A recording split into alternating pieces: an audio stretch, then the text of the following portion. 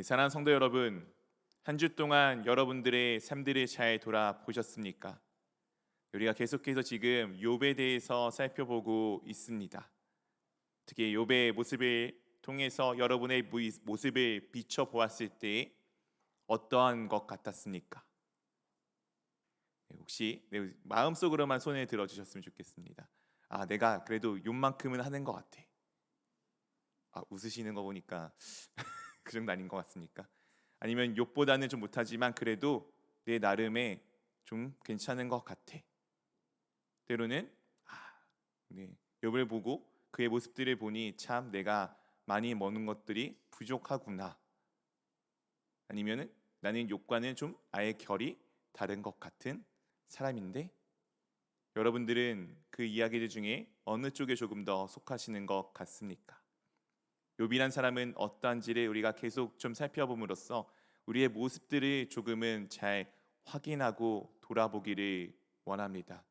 욥이란 사람의 특징을 알기 전에 우리는 계속해서 조금 하나님의 우리 가운데 어떤 분이신지, 그리고 우리의 기본적인 생명에 관련되어 있는 것들을 다시 한번 살펴봄으로써 이 내용들을 다시 조금씩 점검해 나가기를 원합니다. 사랑하는 성도 여러분, 살아있다는 것은 어떤 것이죠? 살아있다는 것은 하나님의 영이 나와 함께하고 있다는 것입니다. 창세기 2장 7절에 이렇게 우리 가운데 말씀하여 주십니다. 여호와 하나님이 땅의 흙으로 사람을 지으시고 생기를 그 코에 불어 넣으시니 사람이 생명이 되니라. 계속 지금 말씀드리고 있는 말씀입니다. 계속 말씀드린다고 하여서 지겹게 여기시기보다는 이것이 그만큼 중요한 내용이다라는 것을 꼭 기억하고 가셨으면 좋겠습니다. 우리는 머릿속으로는 이 내용을 잘 알고는 있습니다. 하나님의 영이 함께하고 있는 것이 살아있는 것이며, 하나님의 영이 함께하지 않는 것은 살아있지 않는다는 것을 알고는 있습니다. 그런데 진정 내 삶에서도 그것이 나타나고 계십니까? 무언가 판단할 때의 나의 기준이 좋고 나쁘고 내가 살아있고 죽고 한 것의 기준이 때로는 이 하나님의 영이 나와 함께하고 계시느냐 그렇지 않느냐를 보시는 것이 아니라 이 세상에서 갖고 있는 원리와 그 관점들을 가지고 동일하게 생각할 때는 있지 아니한지를 한번 잘 차근차근 생각해 보기를 원합니다. 오늘 그 옳고 그름의 판단에 대해서 하나님께서 분명히 이렇게 우리 가운데 말씀하여 주셨습니다. 창세기 2장 17절 말씀 우리 한번 같이 읽어보도록 하겠습니다. 선악을 알게 하는 나무의 열매는 먹지 말라. 내가 먹는 날에는 반드시 죽으리라 하시니라. 선악을 알게 하는 나무, 선악과는 구약에 나타나는 수많은 율법들을 상징하는 말씀입니다. 이 율법의 끝은 무엇으로 이어지게 되어져 있습니까? 죽음으로 이어지게 되어 있습니다. 왜냐하면 율법을 통해 나의 모습을 비춰 보았을 때 발견되어지는 것은 내가 죄인임을 발견하게 되게 되어져 있습니다. 죄인이란 것은 죄를 지은 사람, 즉 죄를 가지고 있는 사람이죠. 죄의 결과는 무엇입니까? 죽음입니다. 그렇기에 율법을 통해서 나의 모습을 비추어 보았을 때 내가 내릴 수 있는 결론, 얻는 결과는 죽음밖에 없습니다. 오늘 하나님께서 분명하게 이 선악과를 통해서 우리 가운데 그것을 말씀하여 주셨습니다. 그렇다면 하나님께서는 우리 가운데 선악과를 주심으로써 우리가 죽음 가운데 들어가는 것을 그냥 바라만 보고 계셨을까요? 그렇지 않습니다. 하나님께서는 우리 가운데 참으로 사랑이 많으시고 인자가 많으시고 은혜가 풍성하신 하나님이십니다. 믿으십니까? 우리는 그 하나님의 은혜 가운데 오늘도 살아가고 있습니다. 하나님께서 우리 가운데 하시고자 했던 것은 그렇게 우리를 죽음으로 몰아넣는 것이 아닙니다. 우리를 심판으로 몰아넣어서 우리를 파괴하고 파멸하고 우리를 없이 하려고 하셨던 것이 아닙니다. 우리를 그 죽음에 있었던 우리를 죽음에서 살아갈 수밖에 없는 나를 건지셔서 영원한 생명이신 자신의 품에 두기를 원하셨습니다. 이것이 아버지의 마음입니다. 이것에 대해서 요한복음 3장 17절에 이렇게 우리 가운데 말씀하여 주십니다. 우리 한번 같이 읽어보도록 하겠습니다. 하나님이 그 아들을 세상에 보내신 것은 세상을 심판하려 하심이 아니요 그로 말미암아 세상이 구원을 받게 하려 하심이라. 하나님께서 세상을 이처럼 사랑하셔서 그의 아들 독생자 예수 그리스도를 우리 가운데 보내어 주셨습니다. 예수 그리스도를 보내신 것은 우리 가운데 심판을 통해서 우리가 죽음 가운데 우리 잘못을 낱낱이 밝혀 우리를 없이 하고자 하신 것이 아니라, 우리를 그 심판하려 하심이 아니라 우리를 멸망에서 구원하기 위해 우리 가운데 있는 죽음을 없이 하시고 죽음에서 영원하신 생명 되신 그 품에 안기 위해서 우리 가운데 이 모든 것을 행하셨습니다. 하나님의 마음은 우리를 심판하는 것이 아니라 우리를 구원하기 위함이십니다. 또한 놀랍게도 이 하나님께서는 전지전능하신 하나님이십니다. 그리고 전지전능하시기에 모든 것을 하실 수 있는 절대적 존재이기도 하십니다. 세상에 있는 모든 것을 만드셨고 모든 것을 다스리시며 모든 것을 이끌고 가시는 분이십니다. 이 절대자이신 하나님께서 놀랍게도 우리 자신의 형상을 닮은 하나님의 형상을 닮은 사람들과 함께하기를 원하셨고, 그리고 이 사람들을 통해서 하나님의 뜻이 이루어지기를 원하셨습니다. 그렇게 놀랍게도 하나님께서는 한 명 한 명 한 명 여기 계신 여러분들의 그 마음을 있는 그대로 존중하여 주십니다. 마치 아담이 수많은 동물들의 이름을 지었을 때 잘못 지어도 그것을 용납하여 주신 것처럼 말이죠. 창세기 1장 29절에 이렇게 우리 가운데 2장 19절에 이렇게 우리 가운데 말씀하여 주십니다. 여호와 하나님이 흙으로 각종 들짐승과 공중의 각종 새를 지으시고 아담이 무엇이라 부르나 보시려고 그것들을 그에게 이끌어 가시니 아담이 각 생물을 부르는 것이 곧 그의 이름이 되었더라. 하나님께서는 먼저 우리 가운데 모범을 보이셨습니다. 하나님께서 처음으로 오늘 우리 말씀에 보게 되면은 아담이라는 이름을 이때 부르십니다. 먼저 아담에게 이름을 지어주는 것을 모범을 보이신 이후에 아담이 어떻게 하는지를 보시기 위해서 그 앞에 수많은 동물들을 이끌고 가 주셨습니다. 그리고 그 생물들의 이름을 아담이 부를 때마다 하나님이 아담의 이름을 불렀을 때 그의 이름이 되었던 것처럼 이 아담이 그 동물들의 생물들의 이름을 부를 때마다 그것들의 이름이 되게 되었습니다. 때로는 그 이름이 합당하지 않을 수도 있고 때로는 그 이름이 잘못되어져 보일 수도 있겠지만 하나님께서는 그대로 있는 그대로 아담을 인정하여 주셨습니다. 사랑하는 성도 여러분, 이것이 하나님이 가지고 계신 수많은 속성 중에서 좀 유독 두드러지는 속성들 중에 하나입니다. 그리고 반대로 생각하자면은 우리에게 잘 되지 않는 속성들 중에 하나입니다. 어쨌든 하나님께서 이렇게 말씀하시고 우리에게 하나님께서는 사랑이시며 우리를 있는 그대로 존중하여 주신다는 이 전제를 가지고 우리 함께 계속해서 욥을 좀 살펴보고 있습니다. 욥이란 인물에 대해서 이렇게 우리 가운데 말씀하여 주고 있습니다. 욥기 1장 1절 말씀 우리 한번 같이 읽어보도록 하겠습니다. 우스 땅에 욥이라 불리는 사람이 있었는데 그 사람은 온전하고 정직하여 하나님을 경외하며 악에서 떠난 자더라.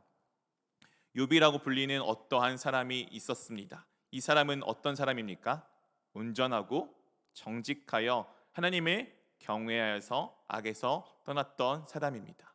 그리고 그의 삶이 어떠했는지에 대해서 그 이후에 잘 평가를 해주었습니다. 그는 동방에서 가장 훌륭한 사람이었으며 그는 엄청난 부자였습니다. 그리고 그의 자녀들이 생일 때마다 잔치를 할 때 혹시 그들이 잔치 가운데 하나님을 향하여서 범죄를 저질렀을까 하여 그들을 불러다가 그때마다 매번 하나님께 번제를 드렸던, 참 어떻게 보면은 신실하고 그의 삶이 참 바른 신앙인의 모습을 갖추어 놓은 사람입니다. 그에 대해서 하나님께서 동일하게 이와 같이 평가하여 주셨습니다. 욥기 1장 8절입니다.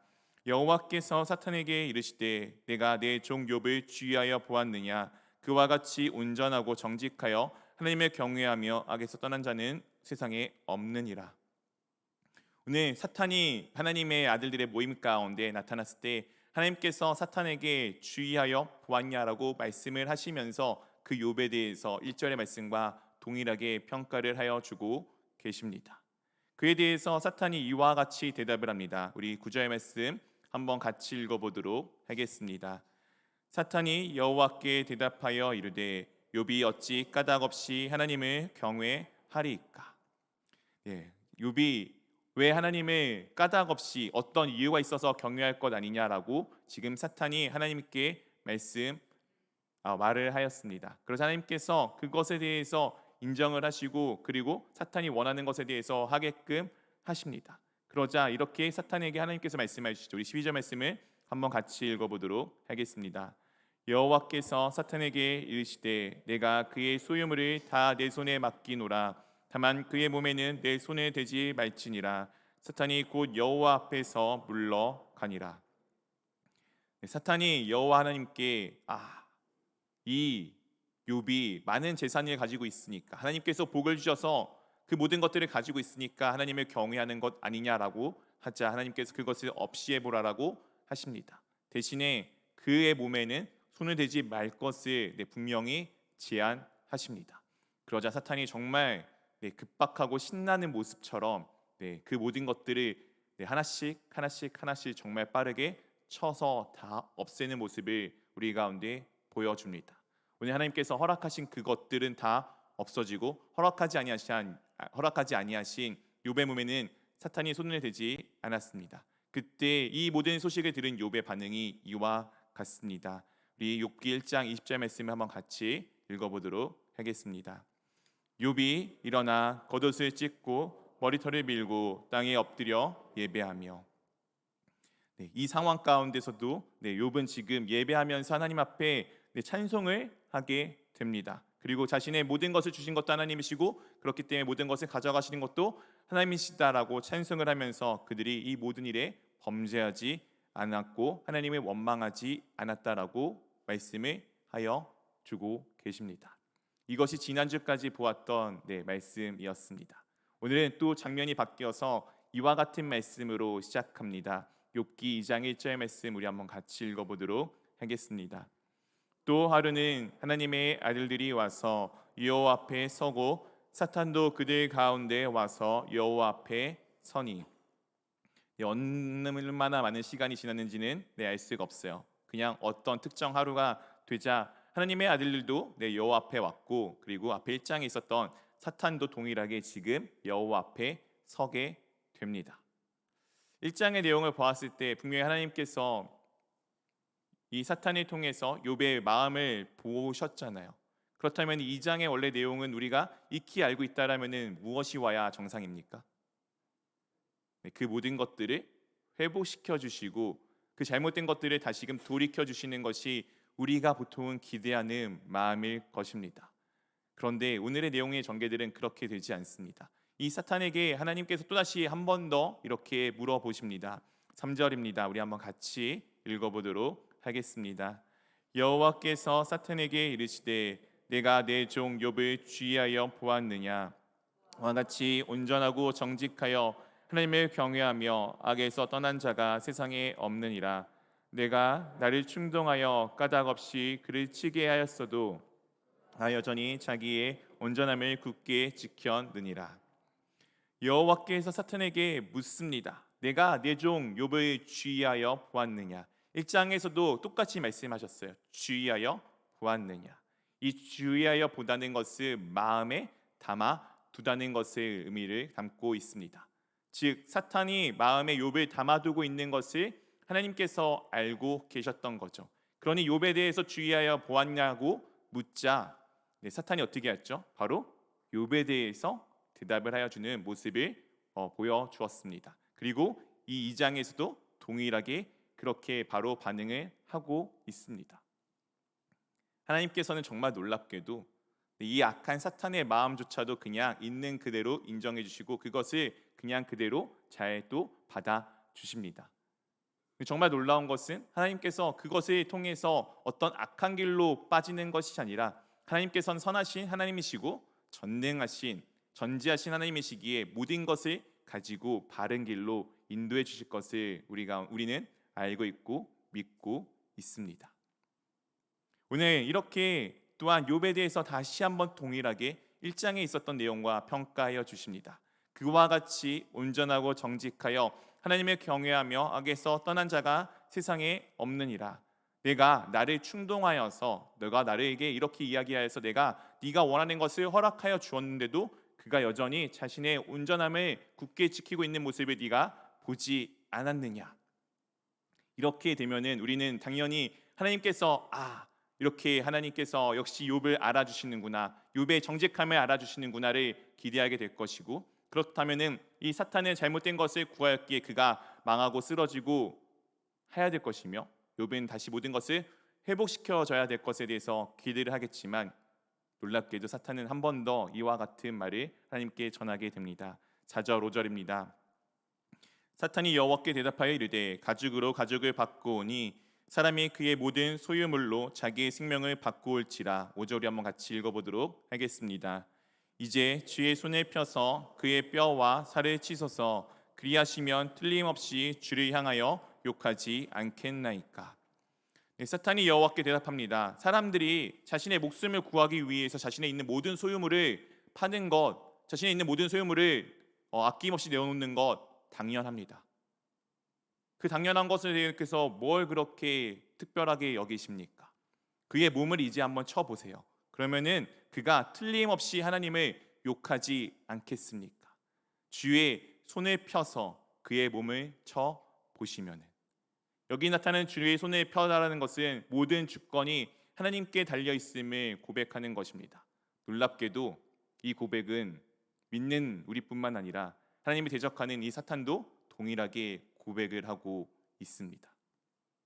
중요한 것은 믿는 것이 아닙니다. 그것을 가지고 우리가 어떻게 살아가는지가 더 중요합니다.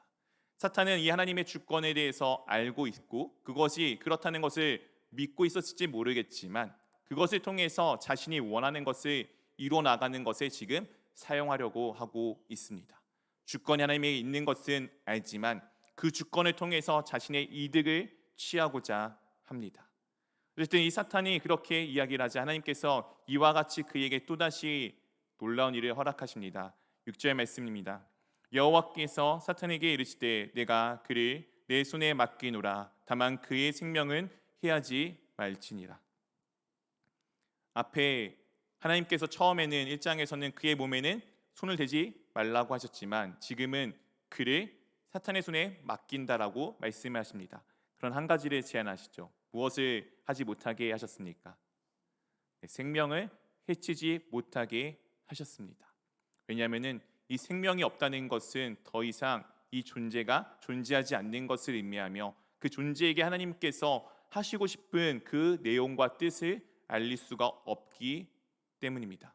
그래서 하나님께서 모든 것은 다 허락하시지만 생명 하나를 거두어 가지 말 것에 대해서 분명히 제안하여 주셨습니다.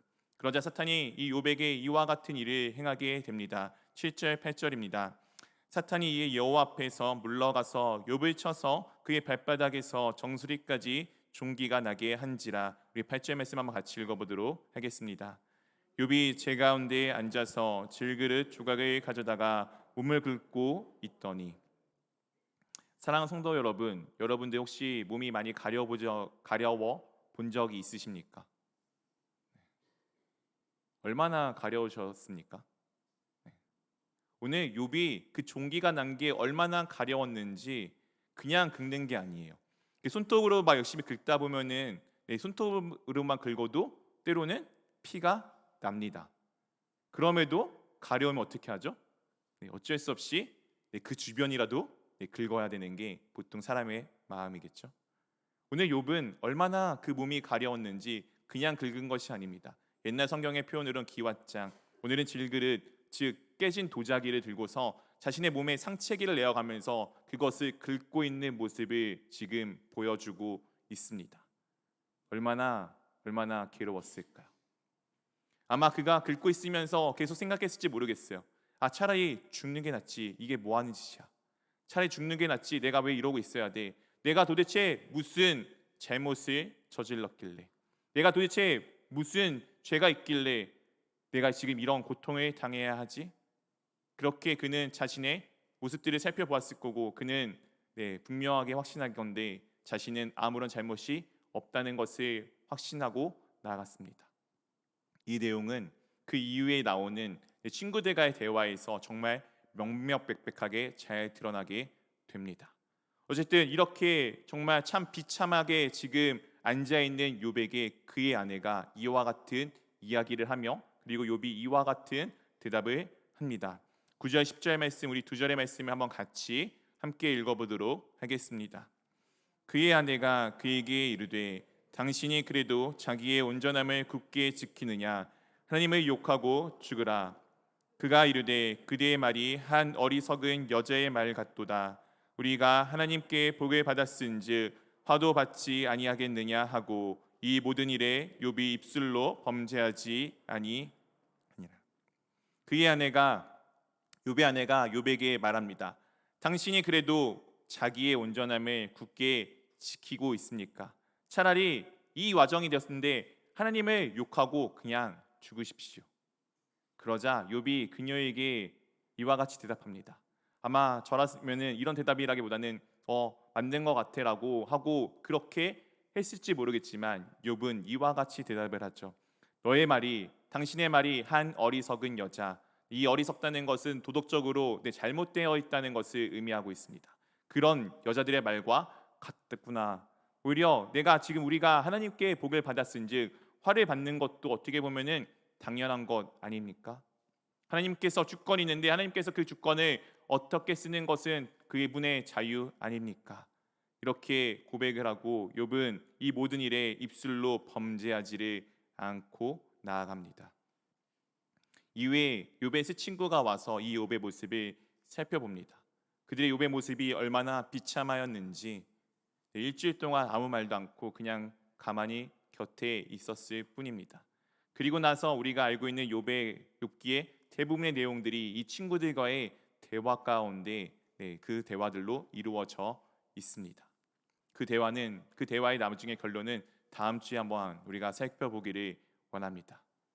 사랑하는 성도 여러분, 오늘 우리는 욥을 통해서 무엇을 볼 수 있습니까? 우리의 기대와 참 다른 지금 이 상황들로 이끌려가는 욥의 모습을 통해서 우리는 어떤 것을 좀 볼 수 있습니까? 사랑하는 성도 여러분, 하나님이 이해가 되십니까? 오늘 욥의 고백과 같이 그렇죠. 복을 주시는 것도 하나님이시고 화를 주시는 것도 하나님이시다라는 고백이 내 가운데 나오십니까? 어떤 분들은 그렇게 될 수도 있고 어떤 분들은 아닐 수도 있을 것입니다. 어떤 분들은 도대체 왜 이런 일들이 일어나야 되는지를 이해하기 어려울 수도 있을 것 같습니다. 그러나 오늘 말씀을 통해서 우리가 또한 볼 수 있는 것은 이 모든 과정 가운데서도 욥은 여전히 하나님을 욕하지 않았고 하나님께 욕하지 않았고 그의 온전함을 잘 지키고 있는 모습을 보여주고 있습니다. 사랑하는 성도 여러분, 여러분들은 이 욥의 모습 중에서 어떤 부분을 어떻게 닮아 계십니까? 또한 여러분이 지금 지키고 있는 그 온전함은 무엇입니까? 한번 우리가 나의 모습을 잘 돌아보기를 원합니다. 그리고 내가 어떤 것을 그렇게 잘 지키고 있는지 아니면 어떤 것을 내가 지금 잘 하지 못하고 있는지를 이 한 주간의 삶을 통해서 한번 돌이켜 보시기를 원합니다. 그렇게 우리가 한 주를 살아가고 다음 주에 있을 이 욥의 마지막의 결론을 놓고서 다시 나의 모습들을 우리의 모습들을 하나씩 점검해 보기를 원합니다. 우리 그렇게 한 주 동안에 나의 모습을 잘 살펴보는 귀한 한 주 될 수 있기를 주님의 이름으로 축원드립니다.